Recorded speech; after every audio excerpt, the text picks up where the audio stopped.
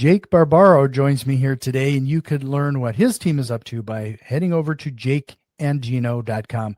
You probably recognize that name. You definitely have one of the top performing real estate podcasts out there. Head over to jakeandgino.com to learn more about what Jake's team and Gino's team are up to there. But I want to point out a couple things while you're there. We got Passive Investor Pro, providing you some valuable insights if you're looking on ways to become a passive investor. And Gino has another book. And how many books are you up to now? I think you released 3 already, didn't you, Gino? Good question. I've got 3 children's books as well. My wife wrote. So this year we're about to launch another book. I think this will be our 4th book. And that one's going to be called Baby Money Soldiers. And we'll probably get into that a little bit too, because that kind of paints an interesting picture. Really appreciate your time, Gino. Every time you come to the show, you bring so much value. Jack, I love coming back on. And when you're, in the midst of building a portfolio, building a family, and you've done a couple of things right, I think as you get older, you just want to create impact for others. It's a lot of fun. I think people view money as stressful, as challenging, and I did at one point. But as you get older and you start figuring out the game of money, it becomes less challenging. And I should say you, but I want to teach people all about money because I think ultimately people with financial intelligence can change the world for the better. And that's what we want. We want to leave this world in a better place. And if we can take care of our financial house, what better way to do that? It's interesting you say a game of money. Most people see it as a game of stress, as anything else, or a form of stress. In fact, it brings a lot of stress to the family and life. Why do you paint it as a game? It's interesting. You have a question at the end, and I'm going to cheat a little bit. You had asked me what one of my favorite books was, and I just interviewed this author named Ken Honda. He's very famous in Japan. He sold 8 million copies of his book called Happy Money. I interviewed him a few months ago, and he challenged me. He goes, write a book called Happy Money, Happy Properties, Happy Family. I said, Ken, I'm going to do you one better. I'm going to write a book called Happy Money, Happy Family, and Happy Legacy. And when I was interviewing him, I loved his take on money. There's 2 forms of money, one that's happy and one that's unhappy. And I'm not saying that money is going to make you happy, but I'll relate it as far as my life. When I was working at my restaurant, I would consider that unhappy money. I hated being there. It was soul sucking. It was not enjoyable. I was, really creating a lot of unhappy money. When I started investing in real estate and I started donating money, donating time, and creating multiple streams of revenue, that's happy money. I find that kind of energy, it completely shifted and changed my life. And I also started looking at expenses differently. At one point, I would always complain about the electricity bill and about the pool bill. But I'm like, time out. That should be happy money because I don't have to do that. Jack and Gino can be on a podcast right now without having to worry about a blackout. We have electricity. So it's all about perspective. It's all about the way you look at things, the way you view things through your lens. And if you're going to start expanding the lens, and yes, money is a game. There are rules to the game of money. If you're going to go play football and use a soccer ball in football, that ain't going to work. You need to learn the rules of money to be able to create money. And what I think the focus is, you want to create happy money for yourself. Yeah, this is really interesting. I'll have to check out that book, Happy Money. Yeah, because you do bring up some really valid points there. Between it's a lot of mindset associated with money, how we spend it, how we use it, the stress associated with it, and frankly, more times than not, when we get into real estate investing, I think a lot of us find ourselves creating another JOB, and it doesn't become as passive as we had dreamed. Yes. So we were going to talk a little bit about the current market and everything too, but could you talk a little bit about, since the last time, it's been probably a couple of years since you've been on, Gino, what is different? It looks like you've definitely been going full steam ahead in the multifamily space. For us, Jake and I started buying properties back in 2011. That's when we partnered. And in 2013, it took us 18 months to find the very first deal. And if you look back in history and the market cycle, 2011 and 2012 is very similar to what's going on right now. Interest rates have risen. Cap rates are starting to decompress in most markets. There is a problem with absorption and deliveries. The economy, I don't care what anybody says, it feels as if we're in a recession. 2 years ago, you couldn't get a contractor to come out. Now they're out the next day. So things have completely shifted. So since 2013, Jake and I have been able to purchase between 1 and 3 deals a year for the last 10 plus years. We've been able to accumulate over 2,200 units. Now we've sold 600, so we're around 1,700 units right now. We've signed on 2 deals this year. We've signed on a 63 unit and a 67 unit. We're going to be closing one in July and one in September. Now, over the last couple of years, things have shifted. They're getting back to the 2011 and 12 era, and everyone feels it. Transaction volume is down 60%. Refinances, they're nowhere to be found. This is the best time to get into real estate. You're listening to this and I told you, let's go back to 2011, knowing everything you know now, would you have bought in 2011?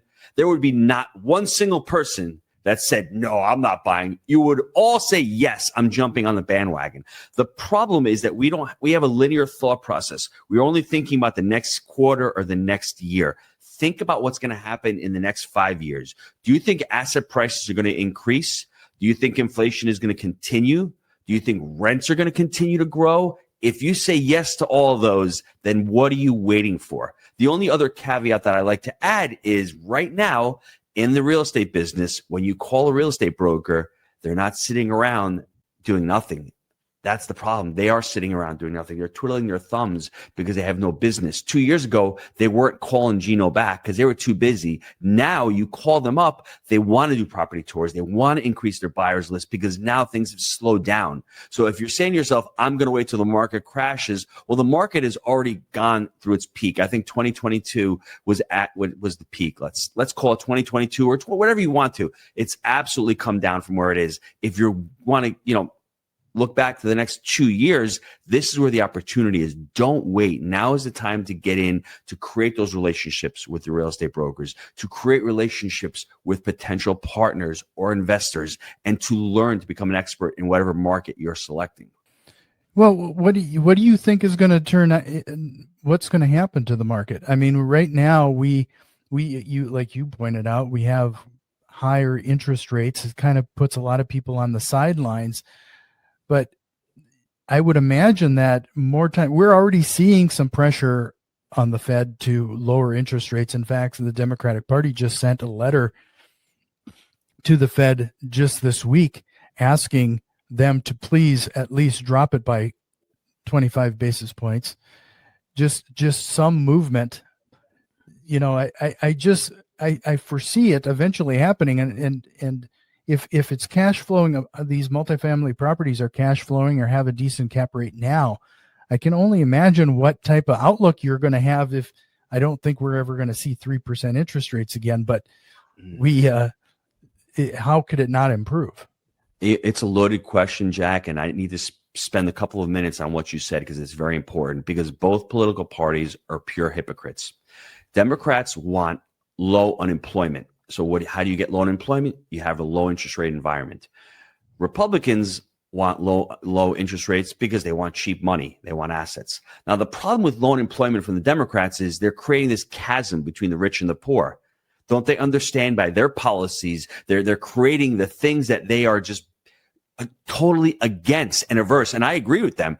And the Republicans are here. Great. What happens? Multifamily asset owners love low interest rates because there's a frenzy. Asset prices elevate. We want it. The problem, I hope Jerome Powell stays averse in what he's been doing. I hope he holds on because we need some more banks to fail. We need some more multifamily properties to go into foreclosure. We don't need this frenzy because if he drops interest rates, guess what? Jake and Gino have got about $10 to $15 million of equity in their properties ready to refinance. And if these two little guys that own 1,500 units has that much powder ready to go, can you imagine all the other operators out there? So I'm hoping that they do not lower interest rates. I hope they take their time and be wise and let the market work itself out.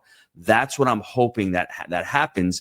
And when that does happen, it's really an interest rate cycle. If you think about it, as interest rates are low, everyone's getting into the market. When you have low interest rates, 0, 1, 2, 3%, there's more speculation. Money and the cost of capital is cheap. Everyone floods into the market. Now, as interest rates have risen and the cost of capital has gone up, and these short-term bridge instruments are coming due, and the cost of capital is onerous, they're going to be busting out of their deals, and things have slowed down. That's what we want. We want things to slow down because we don't want rampant inflation. That's what Jerome Powell's job is, to take and control inflation. If he drops rates too soon, the frenzy starts all up again. We got the lawnmower kicking back in and things start ramping up, and then we have inflation again. So that's the quandary that he's in. If they had not waited back in 2022 after those elections to just really jam interest rates, rising over 11 times that quickly, we would have had, a slower, a less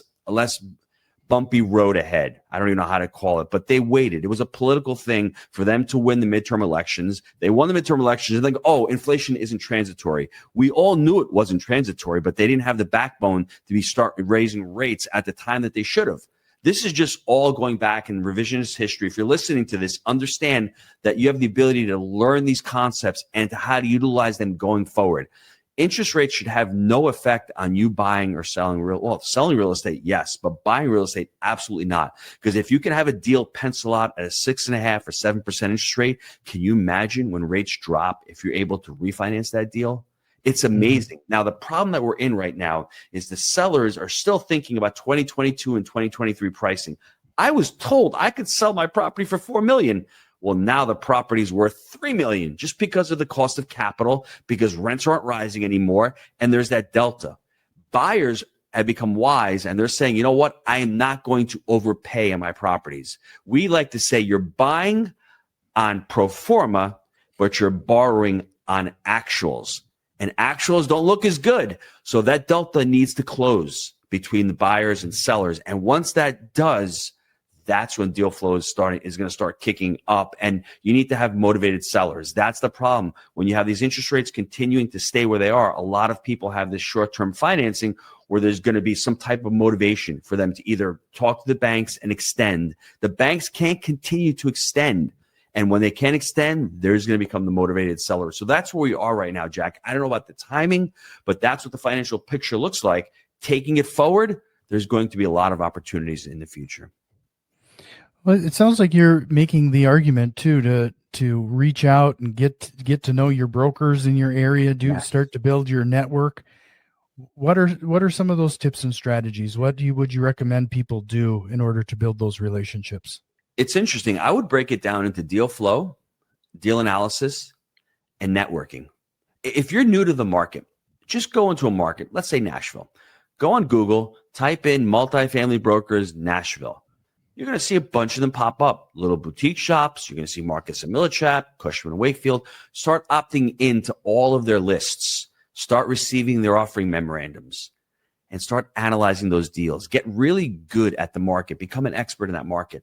Multifamily is a broker-driven market. That's one of the differences between residential and commercial. We don't have an MLS where, hey, here's Zillow, here's a 24 unit, here's a 32 unit. It doesn't work like that in commercial. You may find a couple of mom and pop deals on there, but for the most part, it's broker-driven. Go on LoopNet. LoopNet's a great place to find brokers as well. But ironically enough, Jake and I, on our first few deals back in 2013 and 14 and 15, we actually found the deals on LoopNet. And if you go on LoopNet right now, there are deals on LoopNet because brokers have had these deals. They're overpriced. They've showed them to Jack. They've showed them to Gino. They've showed them to Jake and Bob and Mary. And we're all saying, I'm sorry, Mr. Broker, Mrs. Broker, this deal doesn't work. So their next option is to throw them onto LoopNet. Go take a look at LoopNet. 2 years ago, you may have had 2 or 3 listings. Now you've got 10 or 15 listings. I'm not saying they're good deals. I'm just saying there are deals out there. They will eventually become good deals because that seller will become motivated. They'll have to drop their price, and that's when you can strike. But as you're building these relationships with brokers, don't tell the broker or ask the broker, hey, do you want to go out for a cup of coffee? What you do is you look at the property that they have listed and say, hey, Mary, I want to go see 123 Main Street. Can we do a property tour? Even if that property tour and that deal sucks, it's okay. What you're trying to do is you're trying to get on site, build some rapport with this broker, tell them what your buy right criteria is, tell them how you're trying to find deals, the deal specific that are really great for you, and look at the deals. And then once that broker sees you're a serious person and you're not someone from California that's just kicking tires, guess what? You're on their list. And God forbid if you actually close a deal, then you really shoot up to the top of the list. If you can perform with that broker, you are one of the first few people that they're going to call, because all brokers want to be able to do is to secure a really good buyer who's going to do what they say. So start out that relationship right now. And brokers now have time to go on property tours as opposed to a couple of years ago. Yeah, I can definitely tell the market has changed a bit. I just one scenario in my world is that there was just a small multifamily in a nearby community, and the seller has been contacting us repeatedly, just trying to get us on site. Like they're actively selling. Like I haven't had people chase us to this level in a while. It's a good feeling, isn't it? Isn't it a good feeling? Yeah. We just went on a property tour 3 weeks ago. We did a property inspection, and I'll give you, this is a perfect illustration of what you're talking about. We signed the contract. This is how you get deals in this market. It was the Thursday before Memorial Day.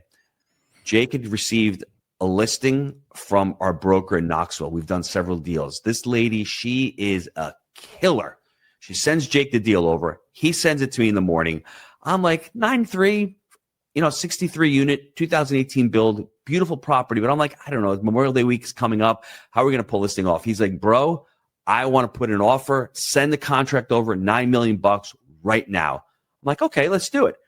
Friday, seller gets the contract, signs it. We did not want this deal to go over the Memorial Day weekend, have other people look at it, and then Tuesday them come back and go, oh, we've got other offers. We actually sent out a contract the same day we struck because we knew what our buy right criteria was. We loved the market. It fit all of our parameters, and we sent it out. That's not even the best part of the story. Best part of the story, we go on the inspection. Jake meets the seller. He's doing a walkthrough. This seller has a 67 unit for sale. And Jake says, listen, I love the 67 unit. You've got 20 single family homes. You got 20 duplexes, 2019 build. What a great property. Listen, you're at 14.6. We're cash flow buyers. We know the asset's worth. We just can't, we can't offer you anywhere near that. The seller turns around to Jake and says, give me an offer. No offer will insult me. Wow. That was like music to our ears. We haven't heard that in years. So what did Jake and I do? Calls me up right away. Brother, what should we do? We thought about, hey, let's put in an offer for $12 million. And the key is don't just float the offer. Don't say the offer. Get an LOI, put it in writing, make it serious, and make it contingent upon a day of expiration. So we sent it on a Tuesday. We said Friday, 5 p.m. Let us know what you think. $12 million. He came back at $12.7 million from 14.6 to 12.7. Friday afternoon, coincidentally enough, I was up in Knoxville doing a couple of videos, and Jake looks at his phone and goes, he dropped to 12.7. What do we do? I said, let's counter at 12.2 million. See what happens with the same thing. The SCR constraints, you've got a great property, but it's going to be hard for us to cash flow at that number. He came back Saturday afternoon, says, here's the contract signed. I'll take $12.2 million. So the moral to the story is act quick, know your market, know what you're willing to pay, and go and find those motivated sellers, build rapport. If we had not gotten on site with that seller and understood his motivation, he needed to sell these properties because he's got other projects that he's working on. These are developments that he built. They're beautiful assets. There's something that we want to own. These are legacy assets. So understanding the entire picture and making a really great argument as to how and why you're going to pay this. And then if they don't give you the green light to send an insulting offer in, you ask them, this is where I'm at. How does that sound? Especially if you're talking to a broker. If it's too low, I won't put it in. Our broker would have absolutely put it in even without us asking for it because she understood the motivation. What's the worst thing that seller could have said? Listen, I love you guys, respect you. You're closing the first one. I can't sell the second one. But he ended up selling to us. Just to remind everybody, jakeandgino.com. Learn more what Gino is up to there. And check out the Passive Investor Pro there in particular. And because we're going to kind of go into that here next. If you found some value in what we're talking about so far, do us a quick favor. Share this with one of your investor friends. And if you're watching us on YouTube, give us a quick like and subscribe. So Gino, I'm sorry. Gino, you put together this Passive Investor Pro guidance, I guess I would call it, on your website. Mm-hmm. Can you talk a little bit about why you felt the need for that? Yeah, Jack, I've been on Bigger Pockets and all these other sites over the last couple of months, and all I'm hearing is passive investors complaining about capital calls, no distributions, possible foreclosures. And I hear general partners complaining, well, it's the market. I didn't see the timing. And they're both right. And all I can say is I was a passive investor back in 2005. And I think as a passive investor, I was pissed about my first deal with Maserati Mike. That's the syndicator that I call him. And it wasn't even a syndication. I found out it was a syndication after. That's how ignorant I was. Now, I, as a passive investor, had every right to complain about Mike. He was terrible. I wouldn't say he was a criminal, but he was so negligent. He was such a moron that he blew the deal up. I lost my $172,000. But when I really stopped and took a step back and really analyzed the situation, it was all my fault. I had to take ultimate responsibility because I didn't know how to invest in real estate or even how to invest passively. So over the last couple of months, I've been sitting back and saying, what does this marketplace need? Because I still want people who are high income earners. You're a doctor, you're an attorney, you're a dentist, you're a lawyer, you're making significant income, but you can't invest in a vehicle like multifamily. You just don't, you don't have the time to do it, but you should be able to do it passively. So with Passive Investor Pro, we've created this 3-step framework. What every passive investor needs to do, and what they do, is usually focus on the deal first. All I did when I met my Maserati Mike was mobile home park, great deal, money, deal. When I really, in effect, should have been focusing on number one, the sponsor. We call the sponsor the jockey, right? The jockey who rides a horse. Focus on the sponsor. Make sure that sponsor is credible. They've got experience. They've got some type of track record. And I'm not only talking about the last 3 or 4 years where there's no NOI growth, but they've made money. I really want to see a real business plan, right? That's important. Let's focus first on the sponsor or the jockey. The next component is the saddle that sits on top of the horse. And I call that the alignment of interests.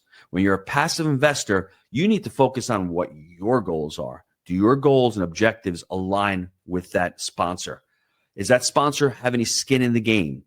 I'd rather have a sponsor who's got a little bit of an experience, but has a significant amount of capital in the game. Because if I know that deal is going south, he's going to do everything in his power or her power to try to save that deal. I want to know, is the sponsor overfeeing the deal to death? How are they making money? Are they just doing this deal because they're looking for acquisition fees and they're looking to build a business? Well, that doesn't really align with my interests. Am I able to hold my money in this deal for 3, 5, 7 years? Or does the sponsor say, I'm going to get my money back in 24 months? Whatever your interests are, make sure they align with the sponsor. And the third part is the horse, or what we call the deal, which is buy right, manage right, finance right. We're going to teach you how to do all of that. But when you look at it from that lens, I will probably guarantee you that most limited partners would not have invested in a lot of these deals.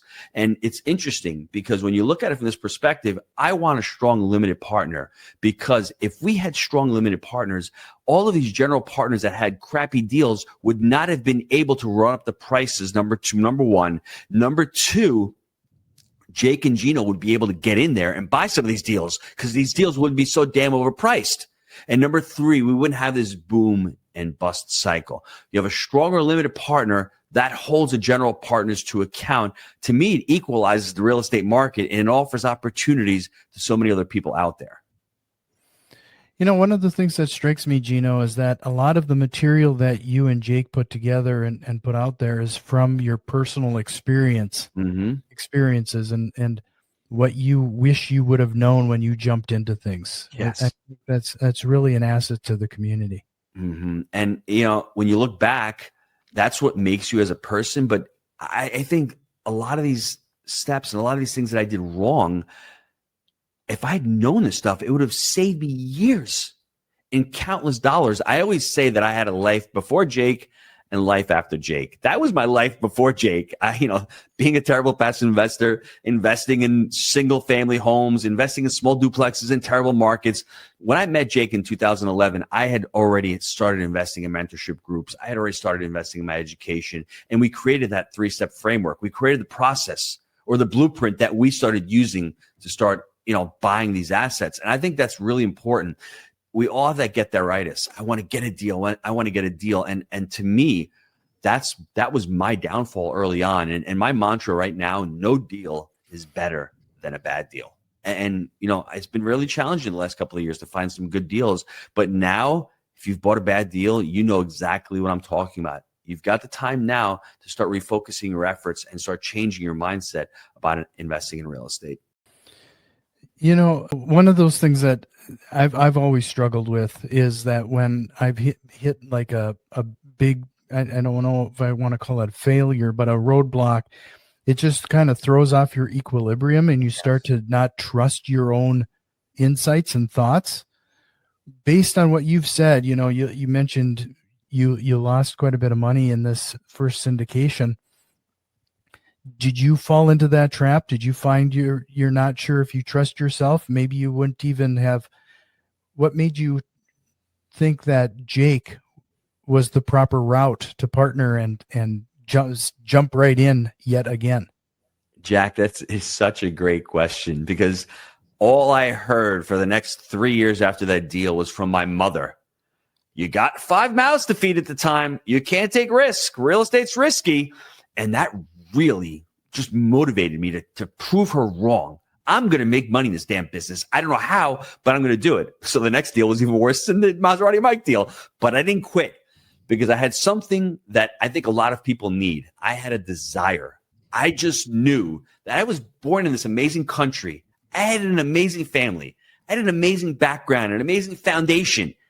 How couldn't I figure this out? It's as if I was being sinful to myself. I was stuck in a situation that I didn't want to be in, and I couldn't figure it out. And to me, coaching and mentorship really helped me out. And I think the desire, as Tony Robbins says, you're either living a really charged life, loving it, or you're really living a dismal life. If you have one of those two, you're going to try to find solutions and seek solutions. If you're in the middle where you're pretty comfortable, you don't really want to change things, you're not going to take action. I was at the far end of it. I was moving away from pain. Now it's a little bit different. I'm moving towards pleasure. But I think ultimately having an amazing wife who really supported me and having an amazing business partner like Jake who helped me with the accountability aspect. I wasn't going to give up with Jake. Even over the last several months with the education, it's been more challenging. People are more afraid to invest in their education. I could have crawled up in a ball, sat in the corner in a fetus position and said, hey, I'm going to give up. Instead, I sat there, really thought, there's a problem. Where's the opportunity? Oh, Passive Investor Pro. And that's what I did back in 2009. There's a problem. I don't want to be in the restaurant. Well, the opportunity is, what do I want to do? And what results have I had in real estate? I had some results with multifamily. So that's why I focused on multifamily. But if you're stuck in that rut, please go out and find a mastermind group. Go out and find a potential partner. Go out and find an accountability partner that can help you, because you need to get everything in your mind, out of your mind, out on paper, and being able to talk about it, because that's what leads to the death spiral. We've all been there. And if you're by yourself right now, it's not a good place to be. Yeah.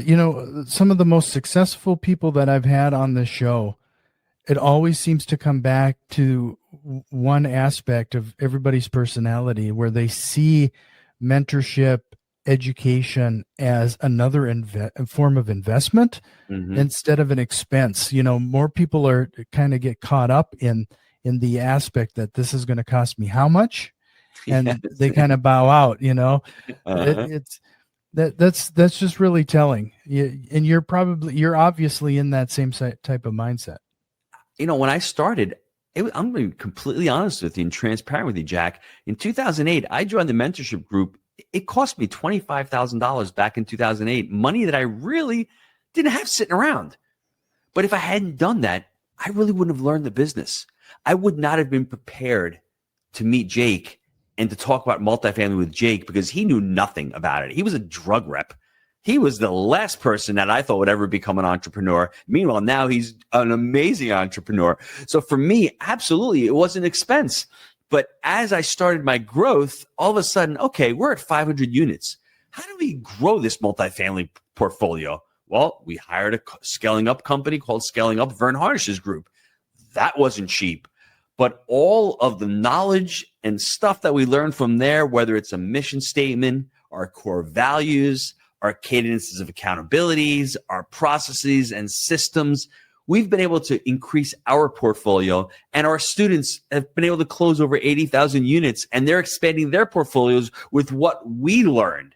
So if you're thinking about education as an expense, it will hold you back. Now, that being said, please find people out there that you resonate with, number one. Number two, have some kind of success. I was on Bigger Pockets the other day posting a comment, and one of the ladies said, hey, finally a guru who's got some assets who can talk at a high level. I said, excuse me, I'm not a guru, I'm a duru, because I'm still doing it. I'm still buying the assets, and that's important. If you want to learn from somebody, whether you're scaling a company, whether you want to become a better public speaker, whether you want to buy a multifamily property, see their results, see if they're still doing it, and talk to other people in the community. That's really, really important. And that's why I selected the mentors back in 2008, and we selected Vern Harnish's group in 2017. There are groups that we resonated with. We knew that they had massive success. Success leaves clues. Why do I have to reinvent the wheel? Let me learn from somebody who's done it. It's going to save me a lot of time. You've got two options, finally.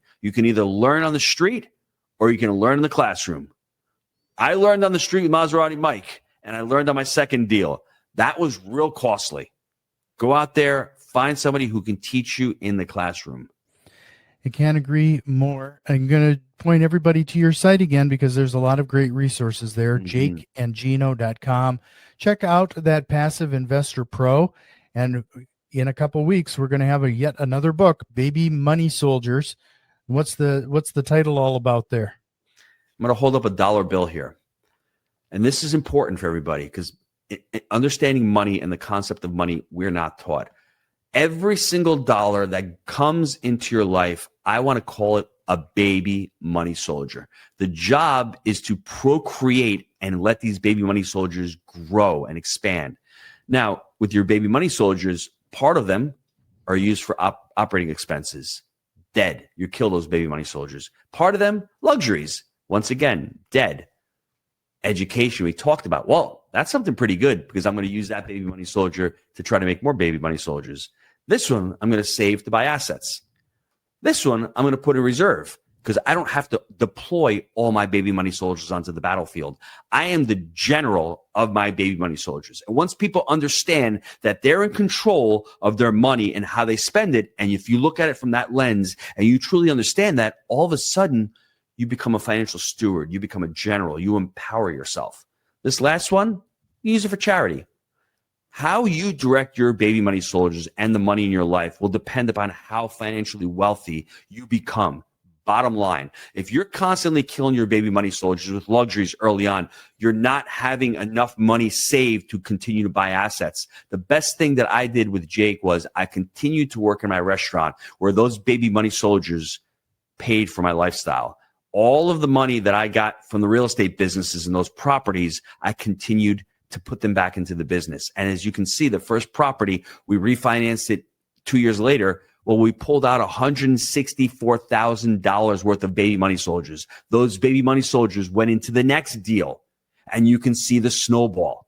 And then all of a sudden, the tax benefits from real estate, you're keeping more of your baby money soldiers, using whole life as a savings account and an estate planning tool to keep money in reserve for baby money soldiers. That opportunity cost, when another deal comes, you can utilize those baby money soldiers. It really is, to me, a mindset about money and how to utilize money and giving you the opportunity. Hey, if you want to kill your luxuries, your baby money soldiers, that's fine. That's up to you. But that rule will not get you wealthy. I know so many people who make 7-figure incomes that are living paycheck to paycheck. They just don't know how to utilize their baby money soldiers. And I'm writing this book, Happy Money, Happy Family, Happy Legacy. You look at one family like the Vanderbilts who squandered all of their baby money soldiers.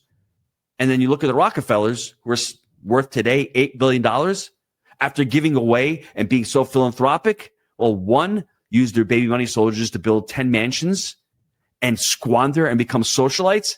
And the other one used it wisely. John Rockefeller created the first family office back in 1882. How freaking cool is that? He already understood the concept, and he's able to direct and to control his legacy, to keep the money together, to keep his baby money soldiers together, and to be able to direct them in any fashion that he chose.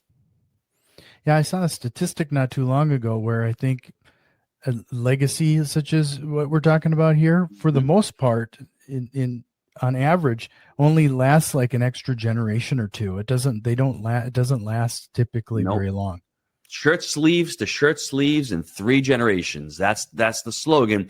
And it is because, in my estimation, the first generation, my parents came here from Italy. They busted their humps. They left something for me. They left a better life for me. Now, myself, I'm here. I'm building this portfolio. I'm building this estate, creating all of this wealth. But the third generation, my children, they're listening to the Jake and Gino videos. They're reading my books. They're building their own businesses. They're learning about money. I want them to become financial stewards. I want them to be part of the money conversation. So when it's time for me to leave my legacy to them, I'm not just leaving them money. I'm leaving them legacy skills. That's the important difference. That's why you do not want to just leave children money. You want to leave them an understanding, a blueprint. You want to leave them your values. You want to leave them your thoughts about money. And then when they receive that money, they don't go and squander it. They're able to grow it and to continue to perpetuate it for the next generation. One last time, jakeandgino.com. But Gino, as always, great information. Really appreciate the value you brought to the show. Before I let you go, we'll jump into the rapid fire questions. But before we do, is there a question or concept you wish we would have covered so far? Now, Jack, you've done a great job. I've really, truly enjoyed this conversation because we've gone from money to mindset to multifamily, back to family, back to legacy. These are all topics that I'm truly passionate about. So I want to thank you for asking them. No, this is always such a great conversation with you, Gino. So first of all, question number 1. What lie do real estate investors tell themselves and sometimes to others? This is great. You make money when you buy. That's a lie in multifamily or in real estate. You don't make money when you buy. You may make a little bit of money, but you ultimately make money when you sell or you exit or you refinance, when you crystallize that equity. And it's important to understand that because, like I said, on our 25 unit property, we're making cash flow $2,000 or $3,000 or $4,000 or $5,000 a month. That's great. But when we got that refi check of $165,000, that is creating true wealth, understanding your exit strategy in real estate.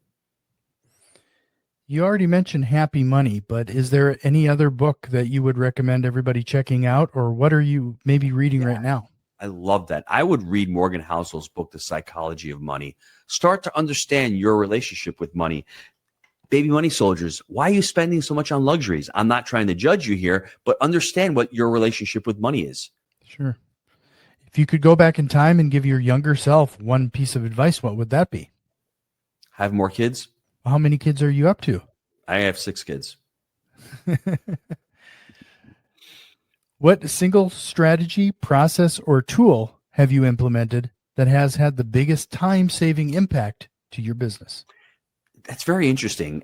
This may be a mundane answer, but I have an assistant who helps me out with every task or chore that I'm not really good at, or I don't really enjoy doing. Or if I do it, I have them do it for me. I have to create a ton of PowerPoint presentations and slide decks.